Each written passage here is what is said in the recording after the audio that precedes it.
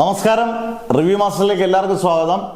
Content കണ്ട് ഇഷ്ടപ്പെട്ടാൽ subscribe ചെയ്യുന്ന കാര്യം ഒന്ന് പരിഗണനയിലെടുക്കുക. പാൻ ഇന്ത്യൻ സ്റ്റാർ ഈ വാക്ക് നമ്മൾ ഒരു കോവിഡിന് ശേഷം തോന്നി ഇത്രയും കേൾക്കാൻ തുടങ്ങിയത്. പാൻ ഇന്ത്യൻ സ്റ്റാർ ആരാണ്?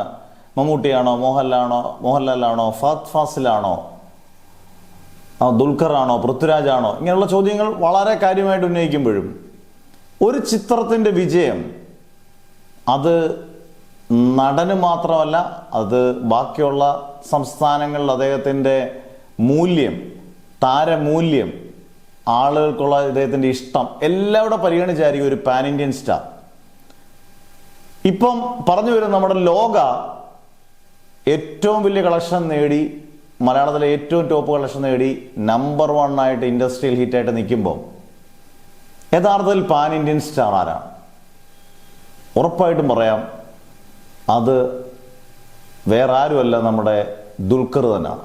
കാരണം ദുൽഖറിൻ്റെ ഒരു മഹാവിജയം തന്നെയാണ് യഥാർത്ഥത്തിൽ ലോക ടെക്നിക്കൽ ടീമിൻ്റെയും സംവിധായകൻ്റെയും അഭിനേതാക്കളുടെ എല്ലാം അതിഗംഭീര കൂട്ടായ്മയുടെ വിജയമാണെങ്കിലും ഈ സിനിമ പ്രൊഡ്യൂസ് ചെയ്യുകയും അതിനെ ബാക്കിയുള്ള സംസ്ഥാനങ്ങളിൽ കൃത്യമായിട്ട് ഡിസ്ട്രിബ്യൂട്ട് ചെയ്താൽ മാത്രം പോരാ. ഒരുപക്ഷെ മമ്മൂട്ടി കമ്പനിയാണെങ്കിലും, മോഹൻലാലിൻ്റെ ആശീർവാദാണെങ്കിലും, അന്യപുരവിൻ്റെ ആശീർവാദമാണെങ്കിലും, ബാക്കി ഏത് പ്രൊഡക്ഷൻ കമ്പനിയാണെങ്കിലും ഇത്രത്തോളം പ്രസൻസ് അന്യ സംസ്ഥാനങ്ങളിൽ ചെലുത്താൻ പറ്റത്തില്ല.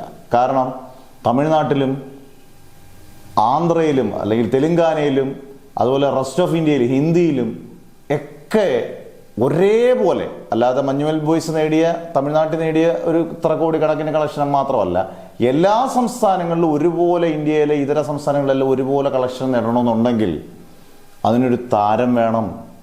ആ താരം എന്ന് പറയുന്നത് 100% ദുൽഖറിൻ്റെ പ്രസൻസ് തന്നെയാണ്. കാരണം തമിഴിലും തെലുങ്കിലും ഹിന്ദിയിലുമൊക്കെ അസാധാരണ വിജയം നേടിയ ചിത്രം, ഇപ്പം ഹിന്ദിയിൽ ബോക്സ് ഓഫീസ് വിജയം നേടിയില്ലെങ്കിലും ക്രിറ്റിക് വിജയം നേടിയ ചിത്രങ്ങളുണ്ട്. ചുപ്പ് എന്ന് പറയുന്ന പടം ഭയങ്കരമായിട്ട് അവിടെ ക്രിറ്റിക് അക്ലെയിം ചെയ്ത പടമാണ്. അതുപോലെ തന്നെ തെലുങ്കിലും തമിഴിലും അദ്ദേഹത്തിന് നല്ലപോലെ ഭയങ്കര വിജയം നേടി. ഇപ്പോൾ ലാസ്റ്റ് അല്ലെങ്കിൽ ലക്കി ഭാസ്കർ പോലും തെലുങ്കാന വിജയം നേടിയിട്ടുണ്ട്. തമിഴിലും അദ്ദേഹത്തിന് അത്യാവശ്യം നല്ല വിജയങ്ങൾ നേടിയിട്ടുണ്ട്. അന്നേരം എല്ലാവരുമായിട്ടുള്ള സമ്പർക്കം, വിജയം, ഒരു വലിയ ഗോസിപ്പുകളൊന്നും ഇല്ലാത്ത നടൻ, അങ്ങനെയൊക്കെ ഒരുപാട് പ്രത്യേകതകളുണ്ടായിരുന്നു. ഒരുപാട് പേര് ദുൽഖറിനെ ഇഷ്ടപ്പെടുന്നു. DQ എന്നുള്ള പേര് ഭയങ്കരമായിട്ടും ഫെമിലിയറൈസ് ചെയ്തു. അത് DQ പരമാവധി അതിനെ ബൂസ്റ്റപ്പ് ചെയ്യുന്നതിൻ്റെ ഏറ്റവും വലിയ വിജയത്തിൽ ഒന്നാണ് നമ്മൾ ഈ ലോകയിലൂടെ കാണുന്നത്. അന്നേരം ഒരു സിനിമ മലയാളത്തിൽ അത് പ്രൊഡ്യൂസ് ചെയ്താൽ അല്ലെങ്കിൽ സിനിമ വിജയിച്ചാൽ അതൊരു പാൻ ഇന്ത്യൻ രീതിയിൽ വിജയിപ്പിക്കാം എന്ന് ഉള്ള ഏറ്റവും വലിയ തെളിവാണ് ലോകം.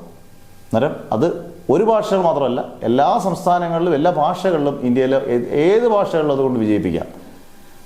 അന്നേരം ഇനി pan Indian star Prithviraj pan Indian star ആണ്, ഒരുപാട് സിനിമകൾ അഭിനയിക്കുന്നുണ്ടോ? എന്തായാലും നിങ്ങളുടെ കമൻസിൽ പറയുക. എന്തായാലും ഇപ്പം നിലവിൽ നമുക്കൊരു നമ്പർ 1 എന്ന് പറയാവുന്നത് ദുൽഖർ ആണെന്ന് തോന്നുന്നു.